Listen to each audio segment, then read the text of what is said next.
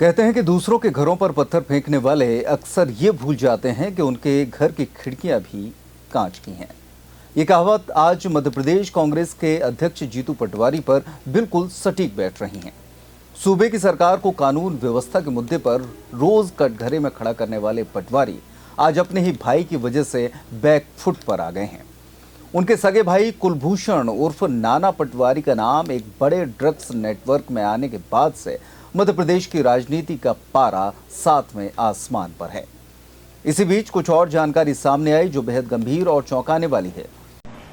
3-4 साल पहले मैं ले रहा था, पर गलती से हो गई थी मुझसे। उसके बाद मैं 2-3 साल से कभी भी इन चीजों शराब तक भी नहीं पीता। और ये सेंटर से आने के बाद अभी भी यहाँ क्या है, परसों भी। दरअसल जीतू पटवारी के भाई नाना पटवारी महज एक ड्रग्स मामले में नहीं फंसे हैं, बल्कि वे एक आदतन अपराधी हैं जिन पर पहले से ही हत्या के प्रयास, दंगा भड़काने और महिला उत्पीड़न जैसे कई गंभीर मुकदमे दर्ज हैं। इस पूरे घटनाक्रम ने जहां जीतू पटवारी को चौतरफा घेर दिया है, वहीं मध्य प्रदेश में अपनी खोई हुई साख वापस पाने की कोशिश कर रही कांग्रेस पार्टी की विश्वसनीयता को भी भारी झटका लगा है। पार्टी के अंदर और बाहर दोनों तरफ से अब जीतू पटवारी के नेतृत्व पर गंभीर सवाल उठ रहे हैं।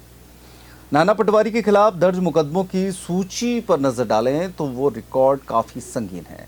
साल 2012 में नाना के खिलाफ दंगा और बलवा करने के आरोप में पहला बड़ा मामला दर्ज हुआ था। इसके बाद साल 2015 में मारपीट, गाली गलौच और जाति सूचक अपमान करने के तहत मामला दर्ज किया गया। इसके बाद साल 2017 की बात करें तो इस साल में उनके ऊपर हत्या के प्रयास सहित कुल 4 मामले दर्ज हुए।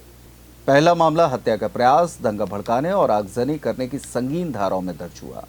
इसी साल दूसरा मामला हथियारों के साथ दंगा करने का दर्ज किया गया। तीसरे मामले में दंगा में मारपीट, आम नागरिकों को धमकी देने और रास्ता रोकने के आरोप में एफआईआर दर्ज हुई है। इस साल में हत्या के प्रयास करने और ड्यूटी पर तैनात सरकारी कर्मचारी पर जानलेवा हमला करने का मामला भी नाना पर दर्ज है।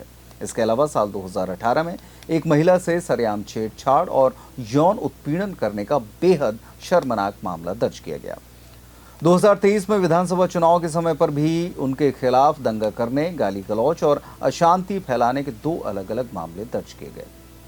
सूत्रों की माने तो जीतू पटवारी के भाई के इस खौफनाक आपराधिक इतिहास और नए ड्रग सिंडिकेट में नाम आने के बाद कांग्रेस के भीतर भी बगावती सुर उठने लगे हैं। आम लोग और कांग्रेस के जमीनी कार्यकर्ता अब ये पूछ रहे हैं कि जो जीतू पटवारी प्रदेश के हर छोटे बड़े मुद्दे पर सरकार को घेरते हैं, कानून व्यवस्था पर बड़ी बड़ी बातें करते हैं, वे अपने सगे भाई के इस काले रिकॉर्ड पर पूरी तरह चुप्पी क्यों साधे हुए हैं। जो ड्रग्स वाले पकड़ाए हैं उसके सबूत है नाना भैया से बात करने के। नाना भैया ने खुद ने स्वीकार किया कि पहले ड्रग्स लेते थे। तो आपके भी कई वीडियो चल रहे हैं जिसमें आप कहते हुए नजर आ रहे हो कि ड्रग्स माफिया पे कार्रवाई होना चाहिए सख्ती से। तो आज पुलिस ने कार्रवाई करी तो उसको अपने परिवार से क्यों जोड़ा? धन्यवाद आपको। राजनीतिक गलियारों में इस बात की पुरजोर चर्चा है कि नशा माफिया और अपराधियों को संरक्षण देने के आरोपों से घिरी कांग्रेस के लिए आने वाले दिन बेहद चुनौतीपूर्ण होने वाले हैं। विपक्ष में बैठी पार्टी के लिए अपने ही अध्यक्ष के परिवार का यह आपराधिक सच जनता के बीच उसकी बची खुची विश्वसनीयता को भी पूरी तरह खत्म कर सकता है।